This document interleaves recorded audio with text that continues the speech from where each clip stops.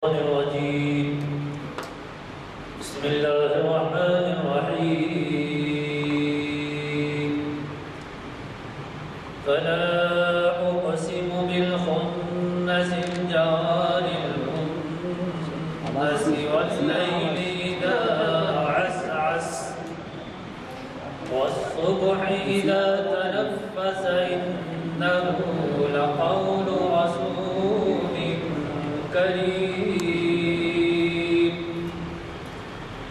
ذي قوة عند ذي العرش مكين مطاع ثم أمين وما صاحبكم بمجنون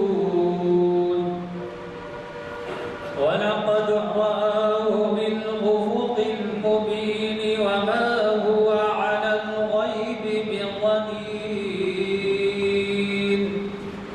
وما هو بقول شيطان رجيم فأين تذهبون إن هو إلا ذكر للعالمين صدق الله العظيم.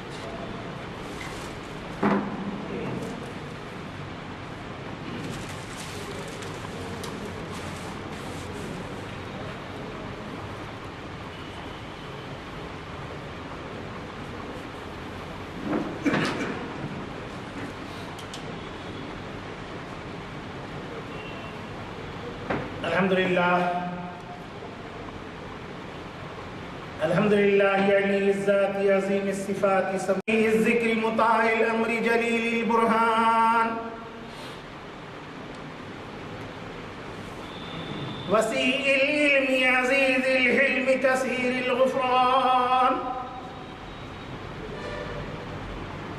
جميل الثناء جزيل العطاء مجيب الدعاء يمين الإحسان محمد رسول الله عليه الصلاة الله هو سيد الكون سيد الإنس والجن هو رسول صادق وهو إنسان كامل. قال الله تبارك وتعالى في القرآن المجيد والفرقان الحميد أعوذ بالله من الشيطان الرجيم بسم الله الرحمن الرحيم اقرأ باسم ربك الذي خلق خلق الإنسان من علق اقرأ وربك الأكرم الذي علم بالقلم علم الإنسان ما لم يعلم. کچھ غلط اقرأ باسم ربك الذي خلق.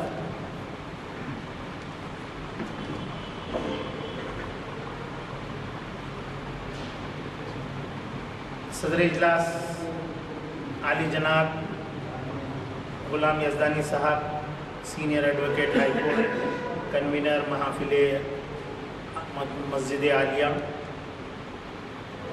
میرے بزرگ جناب محمد عمر علی خان صاحب، معزز سامعین اکرام، السلام علیکم.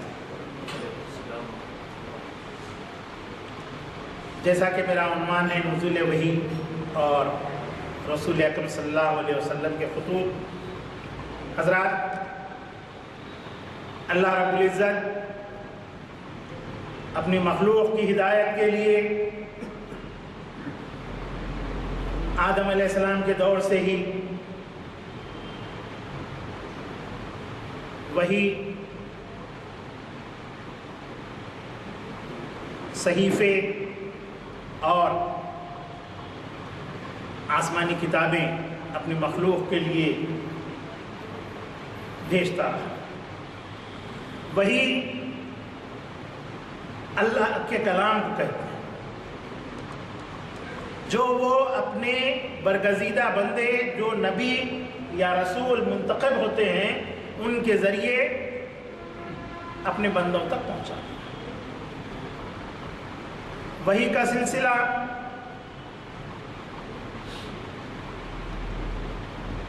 کئی ایک انبیاء اکرام صلی اللہ علیہ وسلم پر جو ہے ہوا ہے اور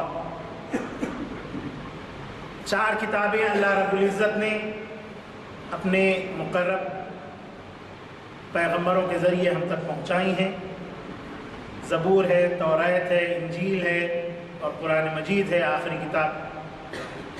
تو اس طرح اللہ اپنی باتیں پیغمبروں اور نبیوں کے ذریعے ہم تک پہنچاتا رہا. اور رسالت مآب حضرت محمد صلی اللہ علیہ وسلم پر وحی کا نزول ختم ہو گیا اور آخری کتاب قرآن مجید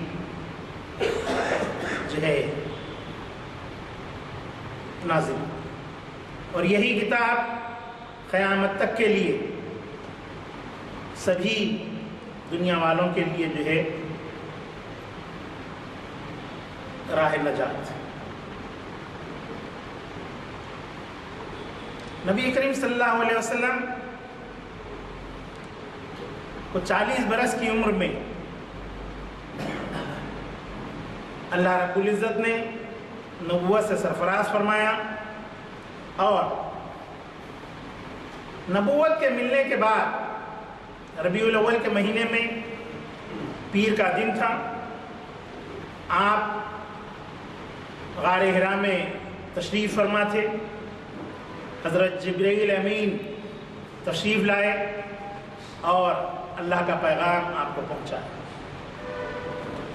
نبی کریم صلی اللہ علیہ وسلم غار حرا اکثر تشریف لے جایا کرتے تھے. ایک مراقبہ آپ وہاں پر کرتے، اللہ کی یاد میں وہاں پر اکثر جا کر بیٹھا کرتے تھے. حضرت ام المومنین خدیجۃ الکبریٰ رضی اللہ تعالی عنہ 2-2 3-3 دن کا توشہ آپ کو باندھ کر کے دیتی تھی. آپ غار حرا میں خدا کی یاد کے لیے اکثر جا کر بیٹھا کرتے تھے. اس وقت تک نبوت آپ کو نہیں ملی تھی اور یاد خدا میں آپ اپنا وقت غار حرا میں گزارتے تھے. غار حرا جبل نور پر واقع ہے. مکہ مکرمہ سے تقریباً 3 میل کا فاصلہ ہے اور یہ بہت بڑا پہاڑ ہے. اسی پہاڑ پر ایک غار واقع ہے، غار حرا. نبی کریم صلی اللہ علیہ وسلم نبوت سے پہلے بھی اور نبوت کے بعد بھی اکثر اس غار میں آپ مراقبے کے لیے، خدا کی یاد کے لیے جو ہے جایا کرتے تھے. حرا، غار حرا، حرا کے معنی ہیں تالاش، تحقیق اور جستجو. اور اس پہاڑ کا نام اسم بمسمہ ہے. نبی کریم صلی اللہ علیہ وسلم یہاں پر تالاش، تحقیق اور جستجو کے لیے تشریف ہو. ربیع الاول کے مہینے میں جبرائیل امین نے یہیں پر آپ کو اللہ کا پیغام پہنچایا کہ آپ اللہ کے رسول ہیں، اور آ کر آپ سے پہلے معانقہ کیا اور پھر اللہ کا پیغام پہنچایا. اس کے بعد تقریباً 6 مہینے کے بعد رمضان المبارک کے مہینے میں آپ کسی غار میں تشریف فرما تھے، جبرائیل امین آئے اور سورہ علق کی ابتدائی 5 آیات آپ کو پڑھائیں۔ اقرأ بسم ربک الذی ربک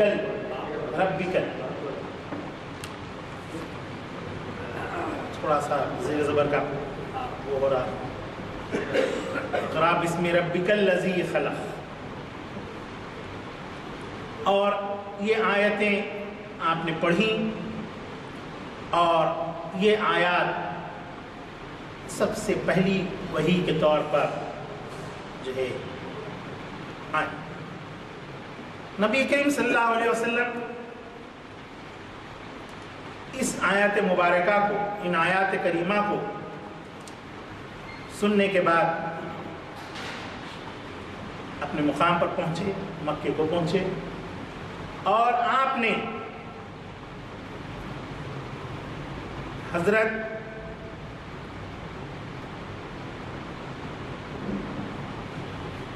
سعید ابن الحیاج، خالد سعید ابن الحیاج کو طلب کیا اور ان سے اس وحی کو تحریر کر دیا۔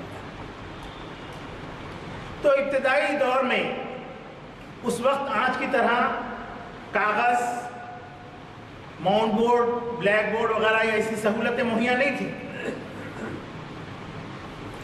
لکھنے کے لیے لکڑی کے چکلے، جانوروں کی کھال، پتھر کے سلیب، جھاڑوں کے پتے، پام لیف، کھجور بھی اسی میں شامل ہے، تو پام، وہ بھی پام کی ہی ایک شکل ہے پام لیف کی۔ اس میں کچھ پتیاں ایسی بھی ہوتی ہیں جو چوڑی والی۔ ہمارے جنوبی ہند میں ایسے پتوں کے مخطوطات، مینuscripts کافی زائد ہیں، لیکن اسلامی مخطوطات ہم کو ایسی یہاں ہندوستان میں دیکھنے کے لیے نہیں ملتی۔ تو اس وقت جو چیزیں اویلیبل تھیں، جانوروں کی ہڈیاں، ان پر بھی لکھا جاتا تھا۔ تو حضرت خالد بن سعید ابن الحیاج کو رسول اللہ صلی اللہ علیہ وسلم نے طلب کیا اور اس وحی کو لکھنے کا حکم دیا۔ انہوں نے اس وحی مبارکہ کو اونٹ کے شانے کی ہڈی پر تحریر کی اور اس کے نسخے مختلف مقامات پر موجود ہیں۔ پہلی وحی کا یہ نسخہ خلافت عثمانیہ کا جو محل تھا تو کافی وہاں پر موجود ہے، اور اس دور میں جو کتابت ہوا کرتی تھی وہ کتابت کوفی کے نام سے نہیں تھی، بلکہ کوفہ جو مقام ہے وہ پہلے ہیرا ہے۔ ہیرا اور انبار ان دونوں ٹاؤنز کے بیچ میں شہر کوفہ 17 ہجری میں آباد۔ اس وقت تک وہاں پر جو لکھائی ہوتی تھی وہ ہیری اور انباری ہے، اور تمام عالم عرب میں جو خط رائج تھا وہ خط حجازی کہلاتا تھا۔ بعد میں مدینے میں جو خط لکھا گیا وہ مدنی کہلایا، اور کوفے اور ہیرا اور انبار کے درمیان سن 17 ہجری میں جو شہر آباد ہوا وہ کوفہ ہے، کوفے کے نام سے مشہور ہوا، اور بہت ہی مختصر سے عرصے میں یہ علم و ادب کا مرکز بن گیا، اور یہاں علم و فضل کے جو ہے مینارے کھڑے ہو۔ وہاں جو خط ڈیولپ ہوا وہ خط 200 سال کے بعد ابن ندیم نے اس خط کو کوفی کا نام دیا. اس وقت تک یہ ہیری انباری دونوں میں تھوڑی سی ہلکا سا فرق ہے. مدنی حجازی یہ خطوط میں جو ہے بصری، یہ 5 خطوط رسول اللہ صلی اللہ علیہ وسلم کے دور میں رائج تھے. اور عہد خلافت راشدہ میں جو خط رائج رہا وہ خط مدنی تھا. تو بعد میں ان خطوط اس خط کے اندر جو ڈیولپمنٹ آیا، اس ڈیولپمنٹ کے بعد اس خط کا نام کوفی پڑا. تو میں آپ کے پاس نبی کریم صلی اللہ علیہ وسلم پر جو پہلی وحی نازل ہوئی تھی اس وحی کی نقل آپ کے پاس بھیج رہا ہوں. تو وہ بھی نہیں بلکہ اس سے پہلے ایک اور بھیج رہا ہوں، آپ اس کو ملاحظہ کیجئے. یہ جو میں آپ کے پاس بھیج رہا ہوں یہ سورہ نمل کی آیت ہے. سورہ نمل کی آیت ہے. بسم اللہ الرحمن الرحیم. سمجھے؟ انہو من سلیمان و انہو بسم اللہ الرحمن الرحیم. لیکن اس کا خط عربی نہیں بلکہ یہ خط سبائی میں ہے. حضرت سلیمان کے دور میں ہی کا خط ہے یہ خط سبائی. اس میں آپ دیکھ سکتے ہیں. تو پہلی سطر میں وَإِنَّهُ مِن سُلَيْمَانَ، پھر دوسری سطر میں بسم اللہ الرحمن الرحیم.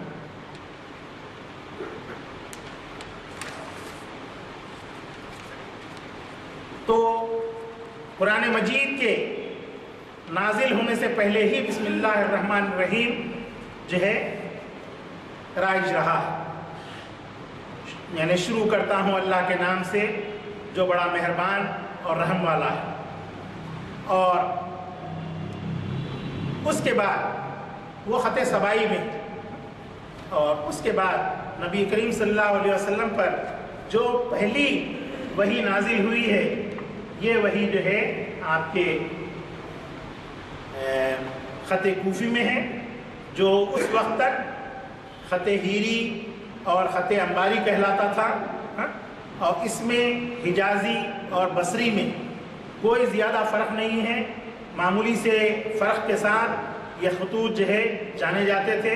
مقامی اعتبار سے ہر ایک کے لکھنے کی ایک علیحدہ وہ ہوتی ہے. اب جیسا کہ ہم حیدرآباد میں اردو کہتے ہیں نکو، نکو کا مطلب نہیں ہے. شمال والے اس کو نہیں کہتے ہیں اور ہم اس کو نکو کہتے ہیں. تو اسی طرح تھوڑے سے فرق کے ساتھ یہ خطاطی جو ہے رائج ہے.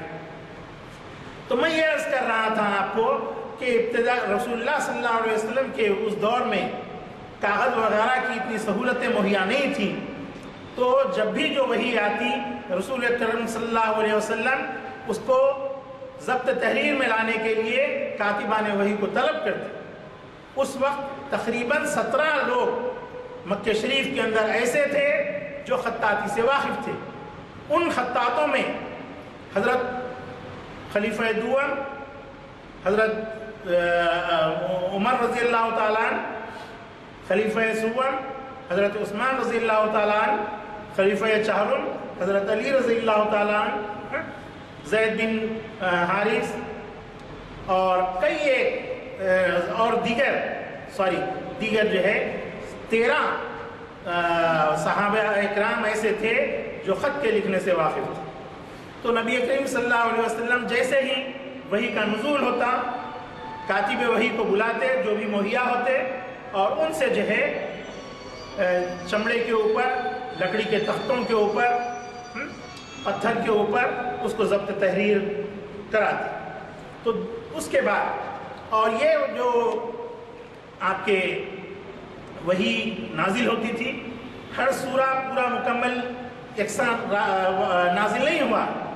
اس کے چیدہ آیات جو ہے نبی کریم صلی اللہ علیہ وسلم پر نازل ہوتی رہی. جو مکمل سورہ ایک ساتھ نازل ہوا وہ سورہ فاتحہ ہے اور سورہ نصر. اس کے علاوہ اور 3 سورے ہیں جو مکمل ایک ساتھ نازل ہوئے ہیں. دیگر صورتیں علیحدہ اوقات میں नबी करीम सल्लल्लाहु अलैहि वसल्लम पर नाजिल होती रही हैं। 23 साल के अरसे तक कलाम मजीद के नुज़ूल का यह सिलसिला चलता रहा। 610 ईस्वी से लेकर 632 ईस्वी तक नबी करीम सल्लल्लाहु अलैहि वसल्लम पर कुरान मजीद का नुज़ूल होता रहा। अब जो तस्वीर मैं आपके पास भेज रहा हूँ ये खुमाश पर है।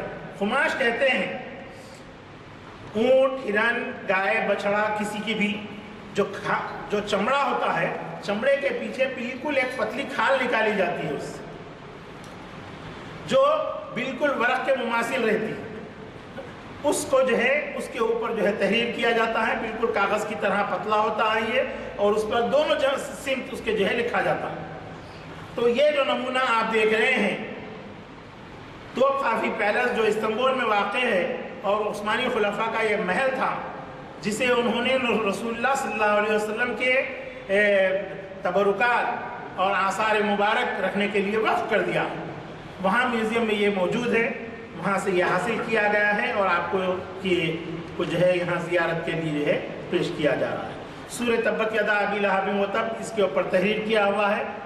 बहुत ही जो है ये मुतासिर हो गया है, इंसेक्ट्स वगैरह का इसके ऊपर अटैक हुआ है। ज़रा बग़ैर इसको मुतासिर किए कि जो है लौटाइए, इसलिए कि जो है परसों पीर के दिन इसकी नुमाइश जयपुर में हो रही है।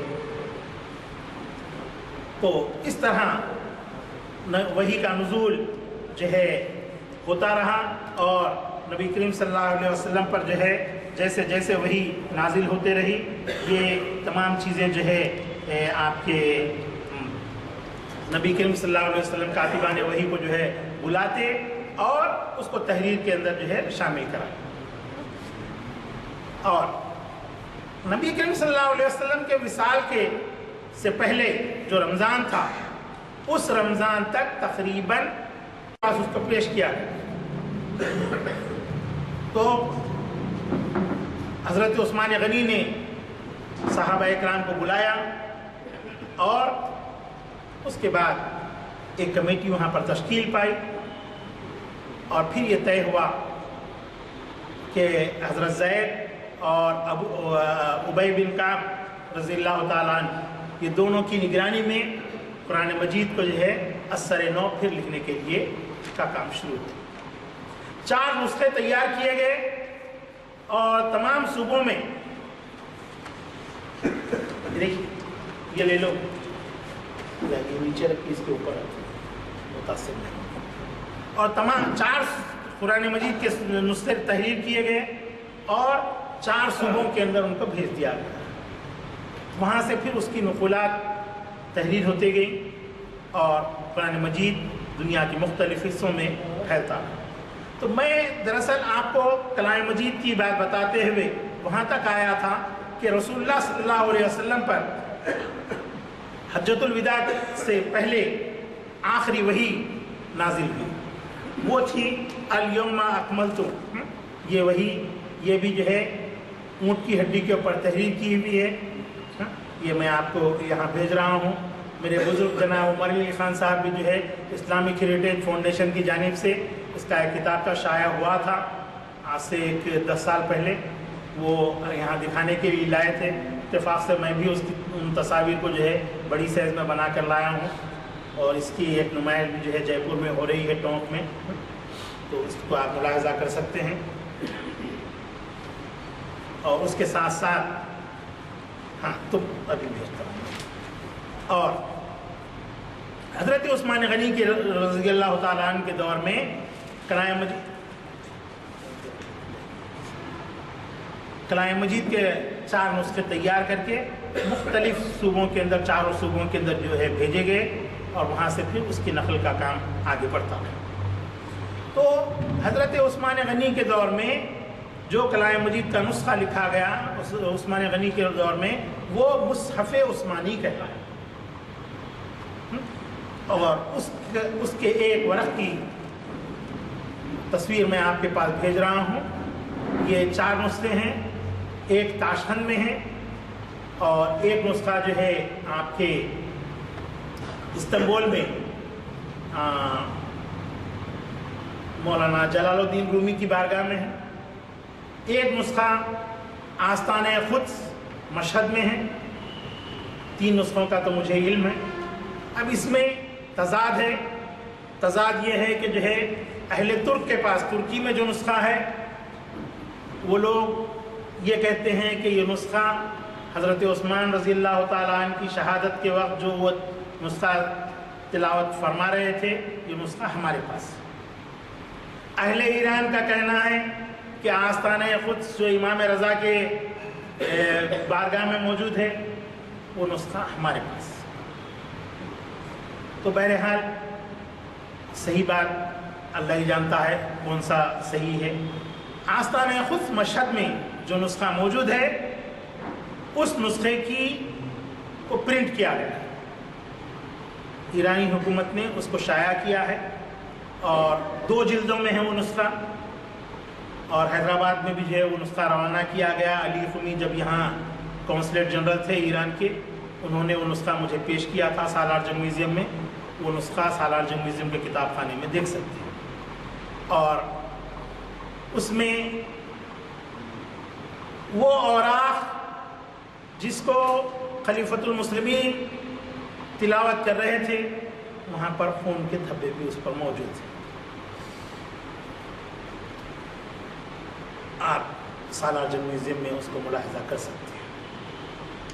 और अब इसके बाद कलाम मजीद जो है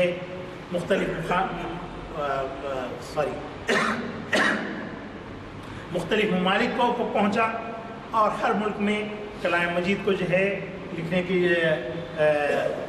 लिखने का सिलसिला जारी हुआ। दीगर ममालिक के लोग, अजमी लोग, हिंदुस्तानी, ईरानी हैं, स्पेन वगैरह, उंदुस वगैरह, हर मुकामात पर कलाम मजीद को जो है अलग अलग तरह से लिखा गया। चूँकि इस्लाम में तस्वीर साजी ममनू है, इसलिए मुस्लिम फ़नकारों ने अपने वक्त को और अपने ख़यालात को ख़त्ताती के सांचे में ढाला और ख़त्ताती को बहुत ही इर्तिकाई मनाजिल तय कराते हुए इस बुलंदी पर पहुंचा दिया, फ़न की मेराज पर पहुंचा दिया कि आज इस्लामी ख़त्ताती को गैर मुस्लिम लोग भी देखते हैं तो उसको देखते रह जाते हैं कि किस जिद्दत और किस इख्तिराअत के साथ फ़नकारों ने उसको जो है तराशा बनाया। तो ऐसे ही कलाम मजीद का एक नुस्खा मैं आपके सामने भेज रहा हूँ। ये जो है आपके ख़त हिजाज़ी में है और 1ली सदी हिजरी से ताल्लुक़ रखता है। ख़त हिजाज़ी जो माइल तर्ज है, उसमें जो है ये तहरीर किया हुआ है और ये सूरह माइदा है। और इसके बाद जो दूसरा नुस्खा मैं आपके पास भेज रहा हूँ, ये नुस्खा जो है हज़रत कलाम मजीद का ही एक वर्क़ है, जिसको हज़रत इमाम हसन ने तहरीर किया था। ये आपके सामने जो है। तो हज़रत कलाम मजीद हो या सरकार रिसालत माब का के बारे में कुछ कहना हो, आपकी उसवे हुस्ना को बयान करना हो, दिन रात उसके लिए जो है लग जाते हैं, बात जो है ख़त्म नहीं हो सकती है। तो मैं अब अपनी बात को यहीं पर ख़त्म करते हुए अभी 10 मिनट बोल देता हूँ। खुतूत दाखिल है। अच्छा जी।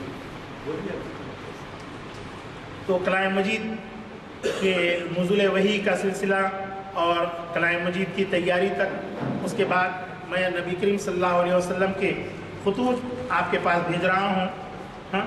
और ये खुतूत मुख्तलिफ़ मुकामात से जो है हासिल किए हुए हैं। एक तो जो है मखज़ून आपके फ़िरौन बेरूत में है और दूसरे जो है तो काफ़ी पैलेस इस्तांबुल में है। तो इसमें अब जो नुस्खा मैं आपके सामने भेज रहा हूँ, ये जो है कैसर रूम हरखिल के नाम नबी करीम सल्लल्लाहु अलैहि वसल्लम का रवाना करदा नुस्खा ख़त है। ये खुमाश पर है, जानवर की खाल चमड़े के पीछे से जो निकाली जाती है, और इसके ऊपर जो है नबी करीम सल्लल्लाहु अलैहि वसल्लम के मोहर मुबारक भी है। और ख़त में नबी करीम सल्लल्लाहु अलैहि वसल्लम ने जिस دل نشین انداز میں تبلیغ اسلام کے لیے اپنے پیغام کو جو ہے خط کے ذریعے سے روانہ کیا ہے، وہ متن آپ اس کے اندر ملاحظہ کر سکتے ہیں۔ نبی کریم صلی اللہ علیہ وسلم نے 8 حکمرانوں کو اپنے خطوط بھیجے تھے، اور اس کے اوپر جو ہے ان خطوط کو جو ہے یکجا کرنے کا اور جو ہے اہل ہند کے سامنے لانے کا جو ہے سہرا ہمارے حیدرآباد کے ہی ایک بزرگ ڈاکٹر حمید اللہ نے کیا ہے۔ انہوں نے نبی کریم صلی اللہ علیہ وسلم کے خطوط کو جو ہے 5 خطوط کو جو ہے دنیا کے سامنے پیش کیا ہے، اور اس کے تراجم اور اس کے تلفظ وغیرہ کو جو ہے صحیح طور پر انہوں نے تحریر کرتے ہوئے سامنے جو ہے اشاعت بھی اس کی ہے۔ تو وہ خطوط جو ہے آپ کے 2-3 مقامات پر ہیں، اس میں سے 5 خطوط سب لوگ دیکھ چکے ہیں ابھی تک، ابھی 3 خط ایسے ہیں جو عوام تک نہیں پہنچے، اور اللہ کے فضل و کرم سے اس میں سے 2 خط راخم جو ہے تحقیق کر کے اس کو نکال لیا ہے، اور وہ خطوط انشاءاللہ میں یہاں سے آپ کو دکھا دوں گا، اس کو تصویر لینے نہیں دوں گا کسی کو، صرف میرے اپنے ہاتھ سے ہی دکھاؤں گا۔ بعد میں باقاعدہ اس کو کی اشاعت ہونے والی ہے، اور وہ کس طرح سے آئے کیا ہے، پھر میں اپنی بات کو جو ہے آگے بڑھاتے ہوئے اس کے اندر پیش کروں گا۔ یہ ہرقل قیصر روم کو جو نبی کریم صلی اللہ علیہ وسلم نے خط بھی بھیجا تھا، یہ وہ خط ہے۔ 6 سال تک نبی کریم صلی اللہ علیہ وسلم نے اسلام کی تبلیغ کے لیے جو ہے اپنے ہی ملک کے اندر جو ہے اپنے ہی مقام کے اندر جو ہے کوشش کی، پھر اس کے بعد ہجرت کا سلسلہ رہا، ہجرت کے بعد بھی جو ہے 19 سال تک نبی کریم صلی اللہ علیہ وسلم عربی علاقوں کے اندر ہی اسلام کو پھیلانے کی جو ہے اسلام کی تبلیغ کرتے رہے، اور اس کے بعد آپ صلی اللہ علیہ وسلم نے دنیا کے 8 عظیم حکمرانوں کے پاس خطوط روانہ کیے اور انہیں اسلام کی دعوت دی، اور اللہ کے دین کو جو ہے ان کے پاس بھیجا۔ چنانچہ تقریباً جگہوں پر جو ہے اس کا جو ہے حکمرانوں نے قبول بھی کیا۔ چنانچہ عمان کے حکمران جعفر اور عبد بن جلند کے نام پر جو خط نبی کریم صلی اللہ علیہ وسلم نے بھیجا تھا، اس خط میں آپ نے اس بات کا اشارہ بھی دیا تھا کہ اگر تم اور تمہاری رعایا اسلام قبول کرتی ہے تو تمہاری حکومت قیامت تک جاری رہے گی۔ تو اللہ کا فضل و کرم ہے کہ عمان میں آج بھی جو ہے تو وہ حکمرانی کا وہی سلسلہ چل رہا ہے۔ اب یہ دوسرا جو خط میں بھیج رہا ہوں حاکم بحرین منظر بن ساوا کے نام پر تحریر کیا ہوا ہے۔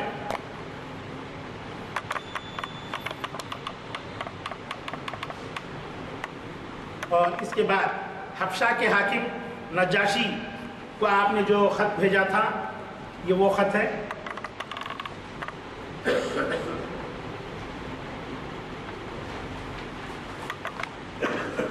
اور اس کے بعد جو خط آ رہا ہے یہ مصر کے حکمران مخوخس کو نبی کریم صلی اللہ علیہ وسلم نے جو خط روانہ کیا تھا، یہ وہ خط ہے۔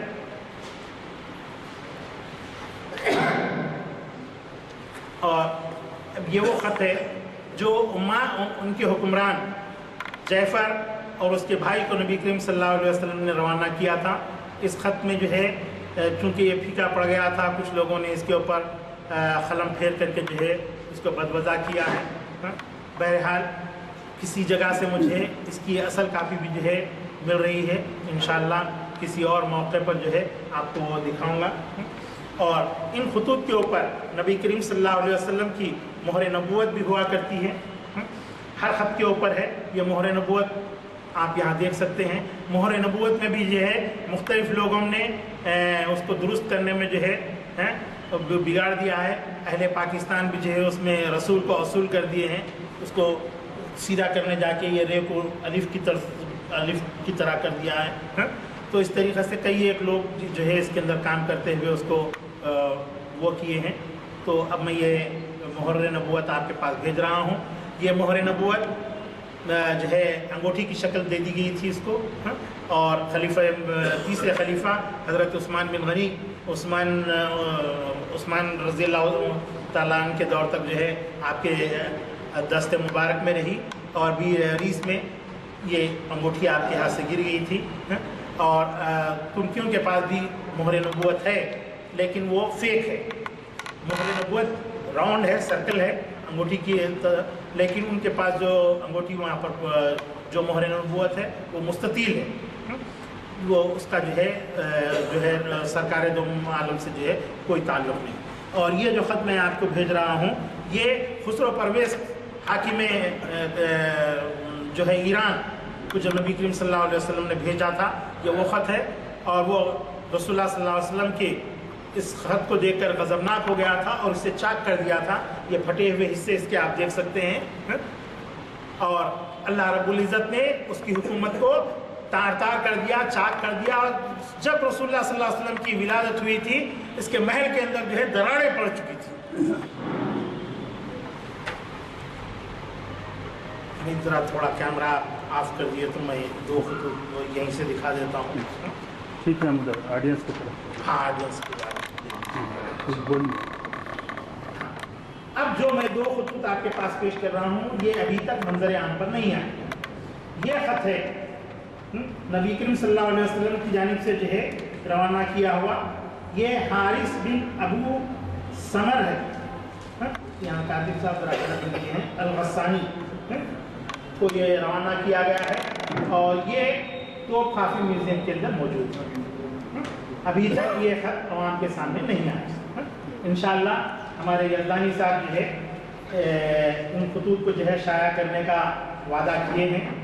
اس موقع کے اوپر جو ہے یہ باقاعدہ ایک پریس کانفرنس کر کے یہ خط میں کیا لکھا ہوا ہے، کیا ہے، اس کی تمام تفصیلات وغیرہ جو ہے اس میں آپ کو دکھائی جائیں گی۔ اور یہ آخری خط یہ جواب ہے اس خط کا جو نبوت کا دعویٰ کیا تھا مسلمہ کذاب۔ رسول اللہ صلی اللہ علیہ وسلم نے اس کو رسول اللہ صلی اللہ علیہ وسلم نے اس کو جو جواب دیا تھا اس کا جواب ہے۔ اور یہ دو خطوط بھی جو ہے انشاءاللہ کسی اور موقع پر جو وہ کتاب شائع ہوں گی، یہ ابھی تک عوام کے سامنے نہیں آئی ہیں۔ اس کے تمام متن وغیرہ چونکہ ابھی اس میں ریسرچ کا کام چل رہا ہے۔ السلام علیکم۔ حضرات، مجھے بڑی خوشی ہے کہ آج کی اس محفل میں کافی گرما گرمی رہی اور ہماری حاضری کی تعداد 45 سے 50 کے قریب ہو چکی ہے، اور اللہ کی وجہ سے اس مبارک محفل میں ہمیں شرکت کا موقع ملا۔ حضرات، ایک اعلان سماعت فرمائیے۔ ہمارے نائب صدر عالی جناب محمد ضیاء الدین نیگر صاحب تعمیر ملت وہ اعلان دے رہے ہیں۔ سنیے، پہلی محفل سیرت وزیران ارسطوی یوم رحمۃ اللہ علیہ و یوم صحابہ زیر اہتمام کورین مجلس کی شرکت بتاریخ 5 نومبر 2017 بروز اتوار 10:30 بجے دن بمقام گلشن خلیل تعالیٰ صاحب روبرو صدارت عالی جناب محمد ضیاء الدین نیگر صاحب نائب صدر اور تلاوت قرآن پاک شہناز حاجی صاحب آج شریف پیش کریں گے۔ مقرر میں مولانا عظیم الدین فلاحی اور مفتی نیر اعظم جناب ثناء الدین فلاحی صاحب صدارت کی خطاب سے مجھے ایک چیز کی وضاحت کر دوں۔ مجھے موقع ملا تھا تاشقند جانے کا۔